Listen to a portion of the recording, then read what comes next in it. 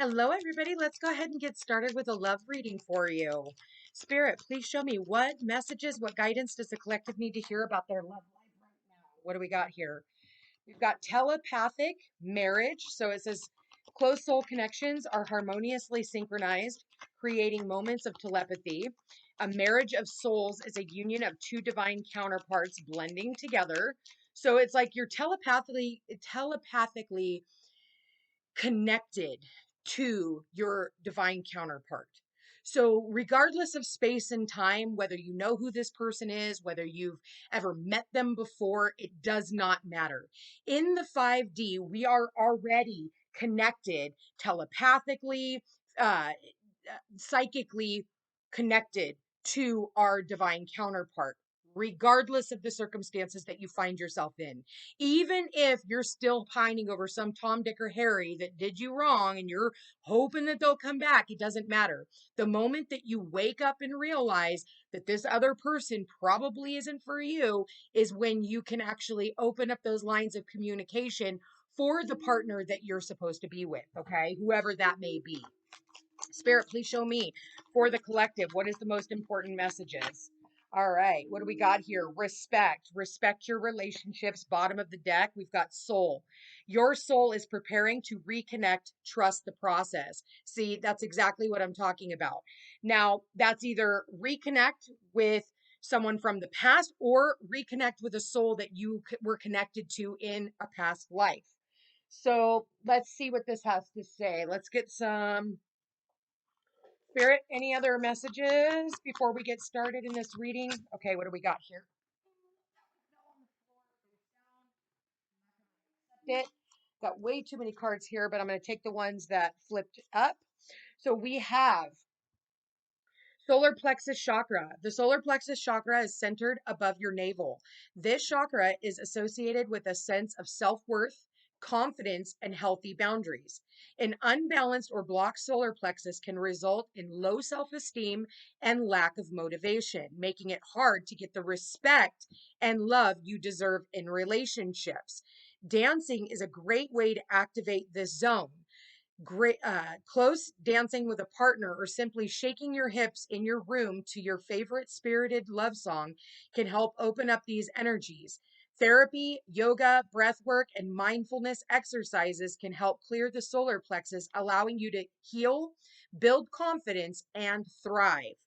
So we talk about respect, and maybe that's something that it has been lacking in past relationships. Is it's always been a lack of respect. And so we have amethyst here. It says this purple stone carries healing and protective vibes. Amethyst is your go-to crystal when it's time to release an ex or purge your life of negativity.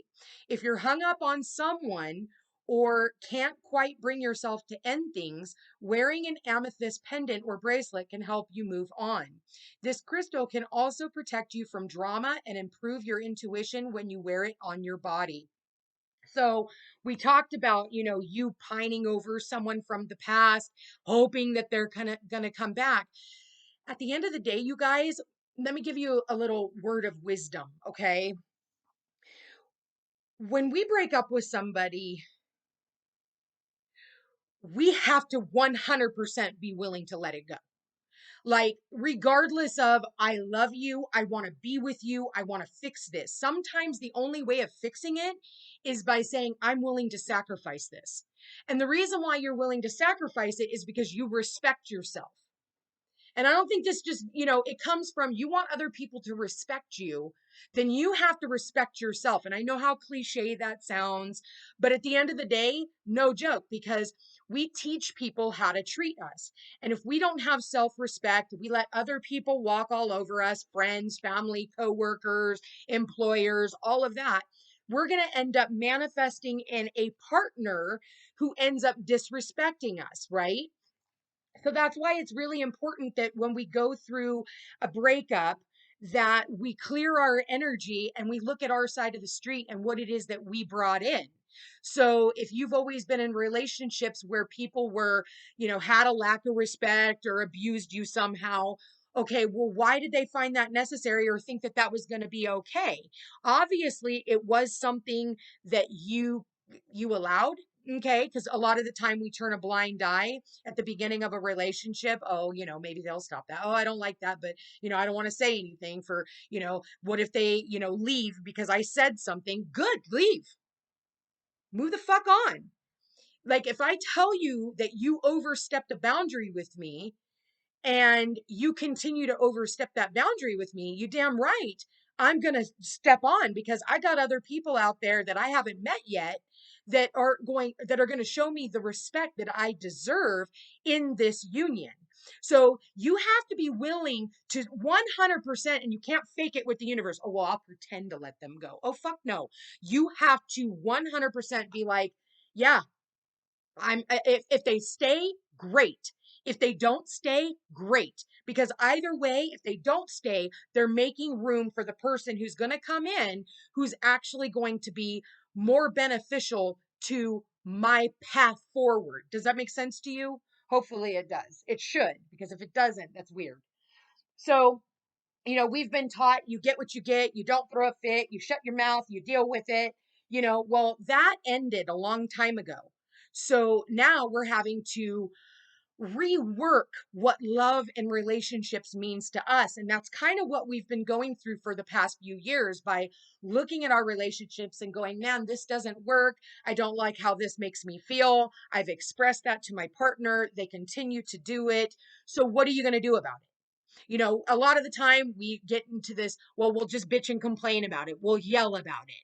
And then, then we make love and that's it. And then it's all over, but you never really actually hashed anything out. You just ignored it because you went straight to the pleasure.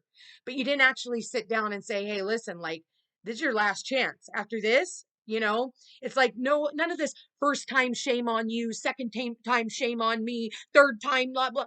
No, absolutely not. So we got to get stronger when it comes to our relationships and teaching people how to treat us. We have to get to a point of like, you know what, this doesn't work for me. Obviously, it's ingrained in you and you're not going to change it. So I'm going to respect myself and I'm going to walk away, because I have this new partner that I am telepathically connected to. And until I release this stuff, I'm not going to be able to come into union with the partner that I'm supposed to be with, right?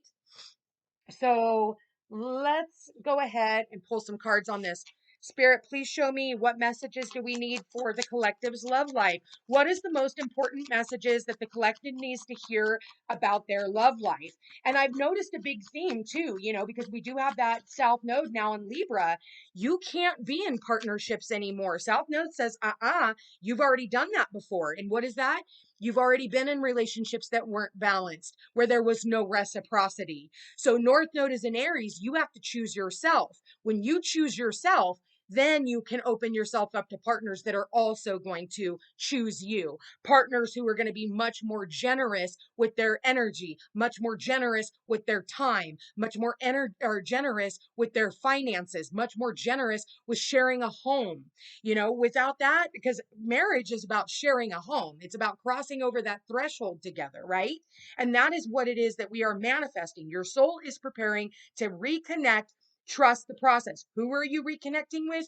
A marriage partner, somebody that you have a mission with. Okay. So, Spirit, show me, what messages do we have for the collective? What do they need to hear? What do we got? First one out, yeah, Five of Pentacles. So someone here leaving someone out in the cold, or feeling left out in the cold, or feeling like energetically depleted.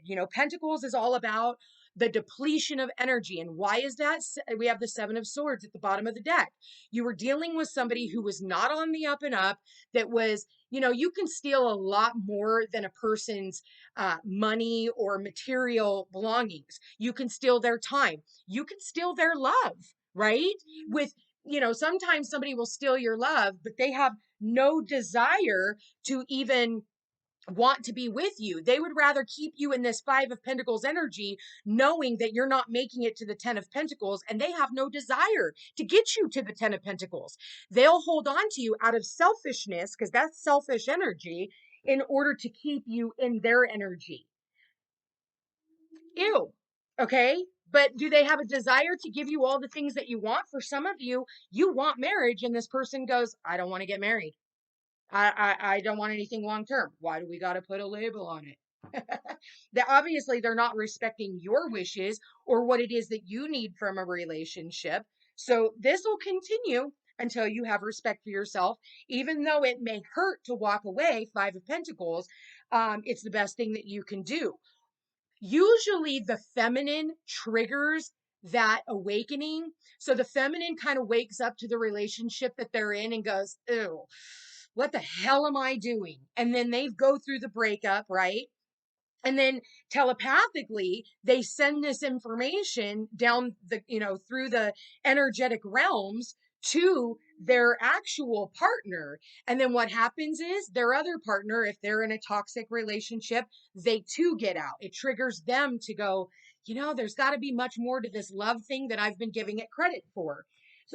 So I'm going to go ahead too and exit out. And oh man, there's this new job opening up. So I'm going to go ahead and put myself out there, and I'm going to open up, apply for this job. Next thing you know, they get it and they end up moving near you, or, traveling or working, in the same place you do. And next thing you know, the two of you guys can actually reconnect. Okay. So Spirit, please show me what other messages do we have for the collective. So yeah, we've got the divine masculine. Oh my God, you guys, look at this. We've got the Seven of Pentacles, which, is the juice worth the squeeze? You're going to sit around with the Five of Pentacles. Are you getting what you need out of this relationship? Or, and also if you're not in a relationship, like taking some time out, working on yourself, and then like not just jumping into a relationship, but again, tending to your own garden. And then what do we have here? The Nine of Pentacles. So this is where you can learn from going and being so sad and upset because now you're all alone and you feel all alone to, after I've done some work on myself, now I've got the Nine of Pentacles. I already have everything I need. So when this Emperor shows up, this divine masculine, divine feminine, divine masculine, it is a general reading. I'm going to be in a place where I can actually accept that. And we talk about somebody who is generous, and that is the Emperor. The Emperor is the ultimate husband material. They are generous with their time. They're generous with even their finances. Even though maybe you lost some money when you walked away from a relationship. Maybe you had to spend money on getting a new home, or, repurchasing some things because you had to split it in the breakup or whatever you went through. Well, guess what? Now you have everything you need, and it's not dependent on someone else. It's dependent on yourself. And that's what we have to get to, is be happy on our own. Once we're happy on our own, that's when the universe can send us in our divine counterpart. So now we have the Emperor here, and the Emperor is somebody who is in a place of authority. They're somebody who can be older than you. I feel like this person, they could be a business owner. Yeah, look at this. It was because you guys went through the Three of Swords. You had to go through this breakup. You had to. There was too much pain that was associated with this relationship. And you know what? This person was never telling you the truth. It's like you saw through the lies, you saw through the trickery. Well, now I feel like someone from the past is wanting to come back in, but while that person is wanting to make an entrance again, you have this divine counterpart who's actually coming in. So I think for a lot of you, you might even have a choice. For others of you, it could very well be a person from the past that you've already severed ties with. But I feel like for a lot of you, you've gotten much stronger. And you're not, I think for a lot of you, you're turned off by this old soul counterpart. You're just kind of like, looking back at all the times that you guys shared with one another, and you're remembering all the times where they left you feeling alone, and they left you feeling like unloved, and maybe you sat up and cried and it was painful.